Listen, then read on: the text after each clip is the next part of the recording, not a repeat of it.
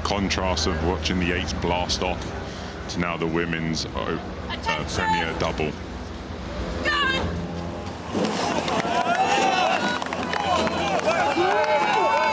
And look at that fast start on the left-hand side, the Greeks.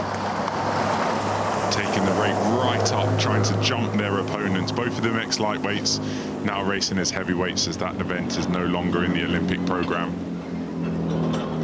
It was a much more sort of patient start from the British combination on the right. They're just getting pushed out into the centre of the course. As they come past the island, that's where these crews will get hit by that cross-head breeze that has been plaguing the centre of the course. Although perhaps it looks like it's dropped out just a little bit, not quite as severe as it was in the earlier round of the Stonor. Some work to do for the crew from Thames and Twickenham to be able to claw back onto the Greeks now.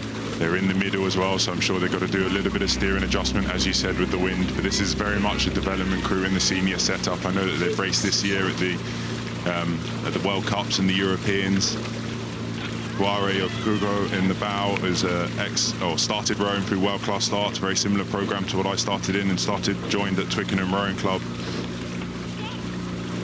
You just see her making a call there, probably to start to stride down into a race rhythm, but the crew from Greece is definitely still rating a little bit higher than the GB crew, and they're just trying to keep it as light as possible. And will they suffer as you go further down the track? That's always a risk when you race into a slightly stiff crisscross head, is are you rating too high and therefore you're expending too much energy, and if you don't have much space to grow in the rates when needed later on in the course. Yeah, this British combination coached by Andrew Randall. His sister here coaching. We spoke about Ellen earlier, coach of the Australian rowing team here with the women. But Andy, chief coach of the British women in the last Olympic cycle and again in this Olympic cycle.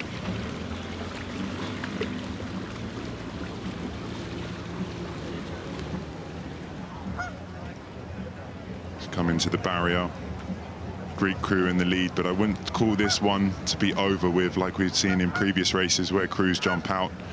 I think as the wind gets stronger down the course, Thames and Twickenham may be able to lean on it a little bit more if they can start to get that bit slightly chunkier rhythm, to use their strength and power under the water to start to get back. And it doesn't have to be done in 10 strokes, but it can be done over the next few markers, and that's really important. You still got to believe a length in a double can be overturned.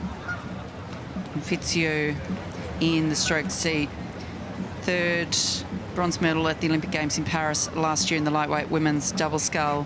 Anastasiadou, she raced in the women's pair, placing 6th in the A final in Paris, so coming together to form what is now a heavyweight double. They raced at the World Cup last weekend, so a new combination for Greece, coached by Anastasiadou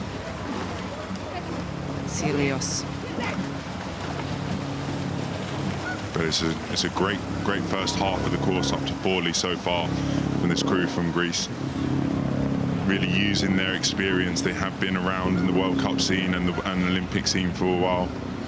And so they'll be able to show these development athletes actually how to race. And that's what it's all about when you come to a track like this. It doesn't just about, you know, who's the strongest, who's rowing the best. It's sometimes about how and to have that race style, that race tactics that you know, to get out really hard, to shock your opponent, to push them off of their own race plan.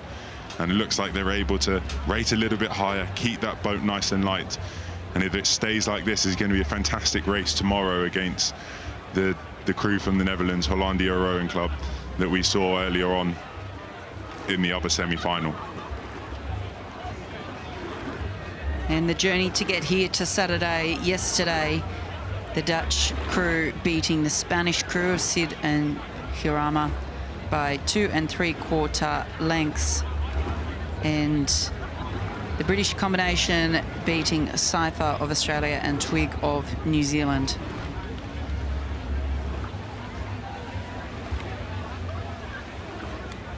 Anastasiadou in the bow there that you can see came 6th in the Olympic Games in Paris, and she was actually in the women's pair, so rowing with 1 oar rather than 2. Now she's made that transition into the heavyweight women's double. As we've said, the lightweight women's double is no longer an event at the Olympic program. So we're going to see more and more of these crews that are ex-lightweights challenging the heavyweights in sculling events like this.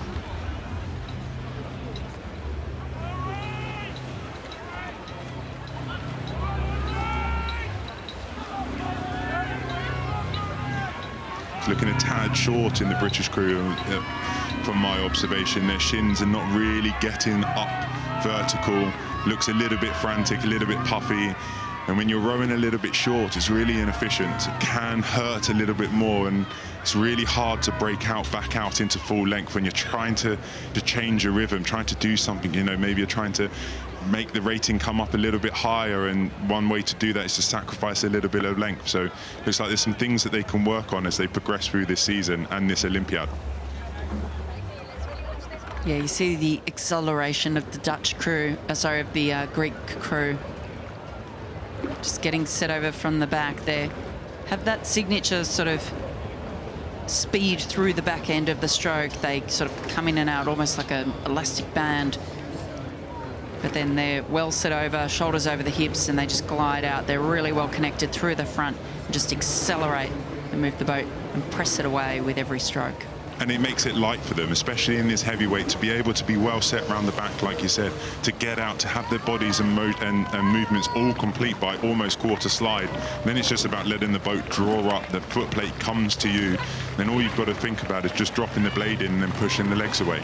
Whereas in the British crew, it did look a little bit more robotic, a little bit more force, where they're having to challenge the boat speed, really work at it, rather than just letting the boat flow and getting that lightness and spring that you see here in this Greek double.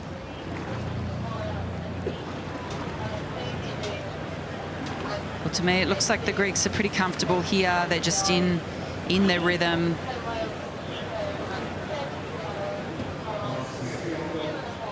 Of course, we saw that the Dutch were racing New Zealand, who came unstuck, hitting the booms near Remenham Farm.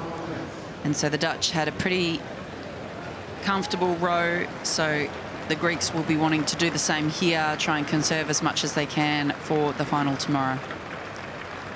They did all their hard work in that first bit to the barrier. They really blasted off. They used rate to their advantage. A little bit of skill, a little bit of technique that they have to be able to do that. And then it means that they can adapt their race as they go on. They don't need to do their final pushes. They're probably not racing all the way to the line. They've kept it lively. They've not let the rate drop too low, but they're certainly not flat out in this race.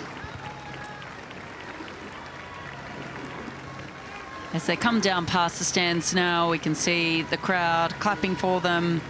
It will be the Greek combination, fast starting and taking this race early, but settling down into a comfortable rhythm. They will meet the Dutch tomorrow in the Stonor Challenge Trophy. Anastasiadou and Fitsiou from Greece over Obukohwo and Keto from Thames Rowing Club and Twickenham Rowing Club.